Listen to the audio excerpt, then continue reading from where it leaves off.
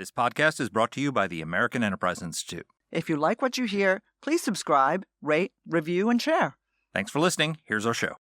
What in the hell's going on? What the hell is going on? What the hell is going on? I don't know what the hell he's talking about. You don't have to know what the hell is on it. What the hell's the matter with these guys? We don't know what's going on. What the hell's going on? Who in God's name knows what it's all about?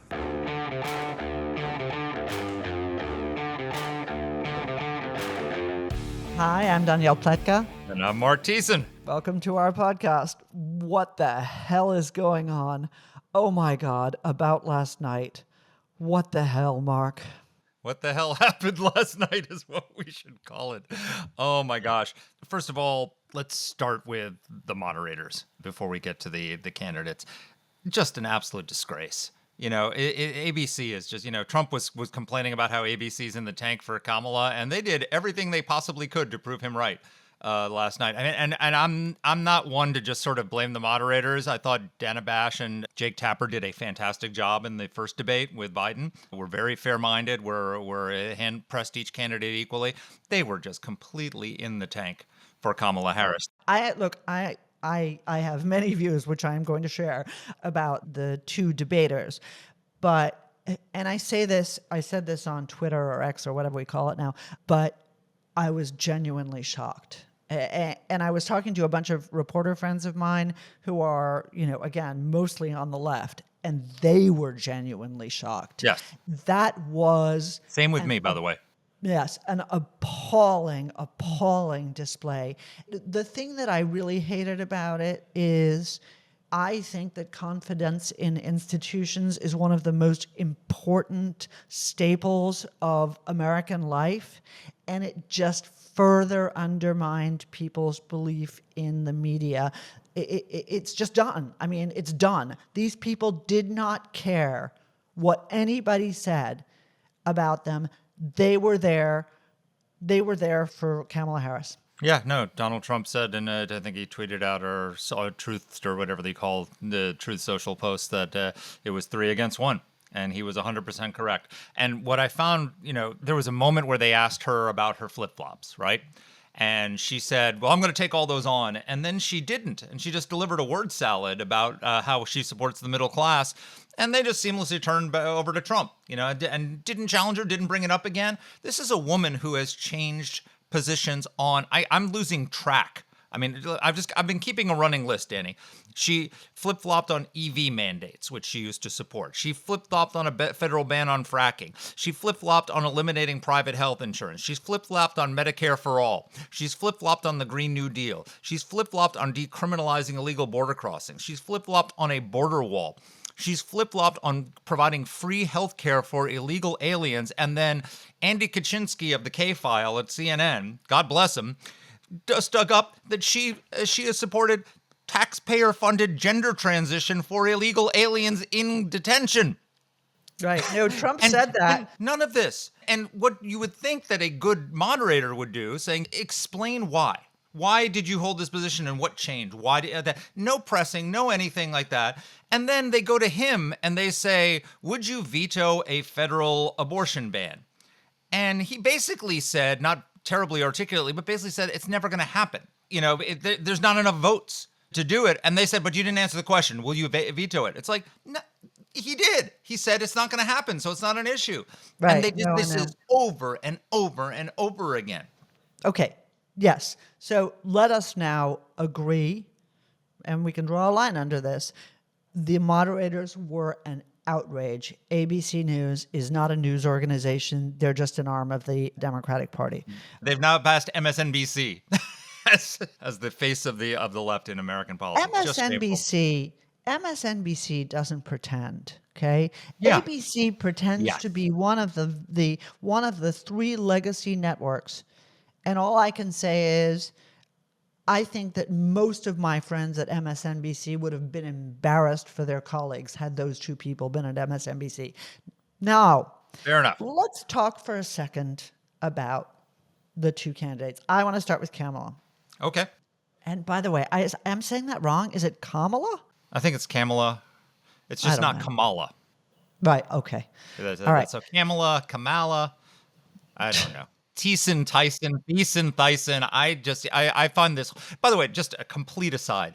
I cannot stand this whole, treat her with respect, call her by her right name. Like people mispronounce my name all the time. I just don't care. It's like, it's such a ridiculous little, it's a DEI thing, right?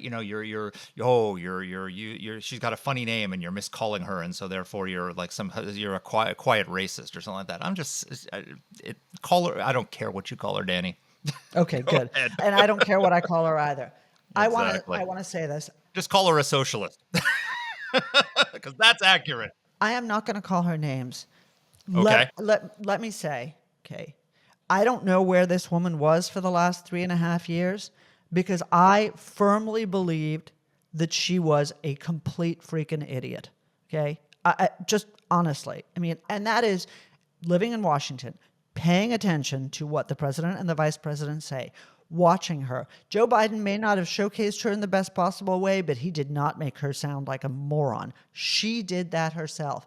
I don't know where that woman was because she wasn't there last night. She did a terrific job. And, now when I say this, I know people are going to say, well, she was completely dishonest about this and she was completely dishonest about that and she never answered this question. I'm sorry. That was her job. Her job was to go in there, look normal. And lie to the American people. Hey, at least she didn't say Viktor Orban thinks she's great and that's all that matters. There you go. But wait, again, she was articulate. She didn't giggle and laugh except once. She came across as, yes, there was a bit of babbling, but generally speaking, it was moderately coherent. And again, we can say it's all lies, it's all disingenuous. That's what all debates are full of. I will do this and I never did that. She did a good job for herself. I don't know whether it's going to make a difference, but she did a good job and she showed genuine discipline. I agree with you 100%. So she is famous for being not too smart and lazy, which is a deadly combination, right? And that's not me saying that. That's like her own. There was a New York Times story in March where they, talked about how Democrats didn't think that she was ready to be president or one day, or much less, the standard bearer.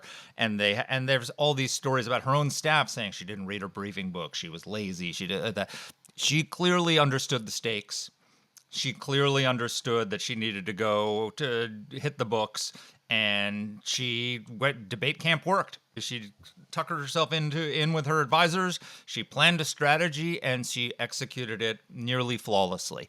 Absolutely right. And what she clearly did that was very effective, and Donald Trump, by the way, did not go to school. I knew we were in trouble when I watched the plane land and off the ramp came Matt Gaetz. Who was Matt doing Gaetz his was one of debate his prep. debate prep people. Yep, exactly. And Tulsi Gabbard, who is smart. I don't like what she stands for. I kind of like her personally. I've met her. I've spent some time with her, but she's a nice person. I think her views are noxious, but she's very intelligent and a very good debater. So I expected her to do a good job in prepping him. But Matt Gaetz is just a psychopath and a moron. Bingo. So I don't know that he was doing traditional debate prep of any kind. I don't know if he was preparing lines or that, but that's what you do when you go in. It's like a sports team. Michael Jordan was an incredibly good athlete, but the Chicago Bulls had plays and set plays that he would execute, and you need set plays to execute in a debate, especially a high stakes debate. And it seemed like he just decided he could wing it, and he winged it. She didn't. She had a strategy, and it was a very clear strategy, was to bait him with statements that she knew would get under his skin, and it worked every single time. I have not seen that kind of I'm rubber and you're glue strategy work since third grade. And you are completely right, Mark. There were moments where you could literally watch her roll out an insult that was so clearly intended to show him in the worst light. And even then, people leave his rallies, ignore her. Who cares what she thinks? Or you know what you say? couldn't. You say, excuse me, The people who go to my rallies are some of the most patriotic Americans in this country. And just a few weeks ago, one of them died at one of my rallies. So don't you insult my people. How dare you question the people who come to my rallies? Right. But he didn't say that. I know. There's a lot of, let's put it this way, watching it, there were a lot of jerk store moments. God, everybody remembers that amazing Seinfeld episode. But yeah, you're exactly right. So Many opportunities missed. And what do you think happened, Mark? Why, something, look, you and I have talked about this endlessly on this podcast and off and when we just chat with each other.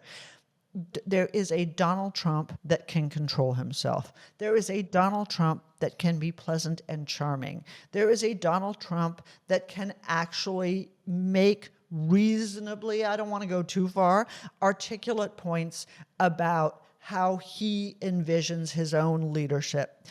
That guy wasn't there last night. What do you think happened? I don't know. I honestly don't know. And look, I don't think he did anything catastrophic. It was just a series of missed opportunities. I don't think he was terrible. Oh, God, don't you? No, but I mean, in the sense of like he just walked himself into saying things that were just, that would hurt him politically. I didn't see like any catastrophic moments like that. It was just one missed opportunity after the other. Like when she said, if Donald Trump had been president, Putin would be in Kyiv right now. And I would have said, excuse me, I'm the only president, and he said this before, I'm the only president in the 20th century on whose watch Putin hasn't invaded another country. He invaded under Bush, he invaded under Obama and Biden, and he invaded under you. The only president he didn't do it under was me. You know what you should do for your next column? What? You should write. He should have said? You should write what he should have said. Because, damn, Mark, you know what? So, I mean, you're right. I don't think it was catastrophic for him, but I also don't think that it helped him in any way. Obviously, she won the debate, but it does raise a question in people's minds about whether they can tolerate another 4 years of this. And the problem was for her, all she needed to do was reassure people she's not insane, right? Now, I don't know. I'm not reassured. I don't believe her. But I think a lot of people sitting on the fence, looking at her and looking at him and the dead cat stories, just shake their head. It's actually geese and ducks. It's true. It's just not cats. It's just not cats. But of course, that's why they did it, so that they could debunk the story. And he fell for the trap every single time. And they think to themselves, as a lot of my friends have been saying to me this morning, I just don't know if I can take another 4 years of this crap. Well, that's the key, because what I was saying before the debate in my column and on Fox yesterday is like, look, the audience that he needed to reach was, and look, he went into the debate in the lead, right? I mean, if you look at Nate Silver's forecast, it's almost like 67% chance now of Trump winning. She was behind, so she needed a good debate more than he did, right? And she did. She did what she needed to do in that debate, for at least from that perspective. But his audience was swing voters in swing states who think the country's headed in the wrong direction, don't like Joe Biden, don't know much about her, but associate her with Joe Biden, but are not sure they're ready to put him back in the Oval Office. And he needed to reach them and convince them that it's okay to put him back in the Oval Office. I don't know that he convinced them not to put him back in the Oval Office by his performance. I don't think he behaved in a way that was so noxious or crazy that, or said things that were so off the wall that it was anything other than what you already knew about Donald Trump. I don't think he said anything terribly offensive. And there was a really interesting New York Times Siena poll which showed that they asked, has Donald Trump ever said anything to offend you? They've asked this a few times over the year. And 6 in 10 Americans said either never or not recently. Yeah, well. And not recently. I don't think that number is necessarily going to go up because of that debate. But it was just a series of missed opportunities to close the deal with those voters you're talking about. So I really, you've mentioned Nate Silver. I really like Nate. And one of the things I really appreciate about him is that he says he's a Democrat. So I know where he's coming from. He did a little Substack last night with his big takeaways, and most of them were pretty obvious. Yes, she won. She's a good tactician. Trump seemed not to know what to do with the time that he had. He was too much in campaign rally mode. There was too much complaining about the biased moderator, which is always an indicator you're losing. Then he Yep. adds, but by the way, the moderators were really biased. He said Trump was more effective on the economy than on anything else. He actually gained ground in the polls on the economy from the So debate. interestingly, though, but then Silver sums up. He says, style-wise, Harris seemed canned. She was trying to recycle themes from the convention speech. Trump seemed like the incumbent, which is bad for him. But he concludes with something that I think is hugely important, and this is what I'm going to be watching. He says, in closing, Harris got the debate she wanted. If she isn't able to move the needle in the polls at least a little bit, maybe that means the country just isn't buying what she's selling. Yeah. And I think that is that is, first of all, smart, fair, and correct. That's what I'm watching, because I still think, even after last night, and it was so bad, Mark, at a certain point, I literally took a glass of wine and went and sat outside with the dogs. I just couldn't listen to another word of it. It was so heinous.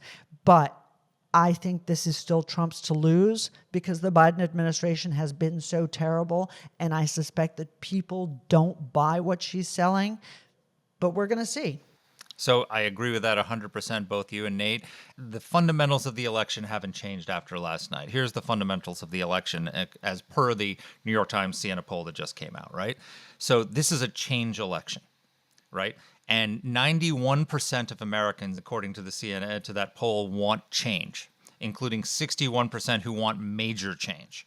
And of the voters, 6 in 10 say Trump represents change, 3 in 10 think that Kamala Harris represents change. So she is the status quo candidate. He's the change candidate. It's a change election. So that fundamental is in his favor. Second fundamental is in his favor is he owns the center. So in that Time Siena poll, almost half, or a plurality, say that he is neither too far right nor too far left. And a similar plurality, almost a majority, say that she is too far to the left. So she is also not in the center. She is in the extreme. He is in the center. That's important. And then 30% almost of the electorate in that poll said they don't know enough about her to decide whether they want that. I don't think that she did anything to change that, because they don't know what her policies are. And they're confused because she's, she has all these positions that she took when she ran in 2020 that she's now disavowing or not answering where she stands. And she's trying to run this kind of vibes, joy, campaign without specifics. Like, she finally put up a page on her website yesterday with issues, and like half of it was cribbed from the Biden campaign website. It was literally like, if you go into somebody went in and found the source code, and it was all literally cut and pasted. I mean, she's just not. She's trying to ride through without taking specifics on I'm not Trump. I think that's a big mistake, because I think people want to know what they're voting for, and they might not like Trump, but they're not going to take a gander on someone who wants to give transgender surgery to illegal migrants in detention, which, by the way, she also wants to end detention. Right. Well, once the so surgery I is think done. the fundamentals are still in his favor to win this election. Right. I mean, yes, but he could have done a lot better. Yes. I think everything you just said is true. One of the most interesting questions for me is the money for the ad buys, because in the coming 8 weeks, you and I and everybody listening to this podcast, and probably a whole bunch of people who aren't listening to this podcast, are going to be seeing a ton of political ads. Ads against her have been good, and they've been devastating, because she was for everything before she was against it. And there's lots and lots and lots of video and paper and stuff on the record. So I think that's, if Trump and the Republican Party have the money to make that on the edge, I think that will be helpful to them. But we saw yesterday the most naked display of media bias I think you and I have seen in a very, very long time. And we now need to recognize everybody in the media will be in the tank for the Democratic Party, and that's going to help her too. So Yep. I can't wait to see the numbers. That's what we're going to see. But damn, that was a nightmare. I agree. And with that, folks, this episode of What the Hell Extra, What the Hell Extra, more What the Hell extra all episode the time and extra what the hell. is over. Thanks for being with us, and take care. See you next week. Let us know what topics you'd like us to cover. You can get in touch with the show by emailing us at whatthehell@aei.org. Or you can reach us on Twitter. I'm at @dpletka. And I'm at Marc Thiessen. That's Mark with a C. Please rate and review the podcast. If you like the show, please subscribe, share it, comment on Apple Podcasts, or wherever you're listening to this. Thanks for listening.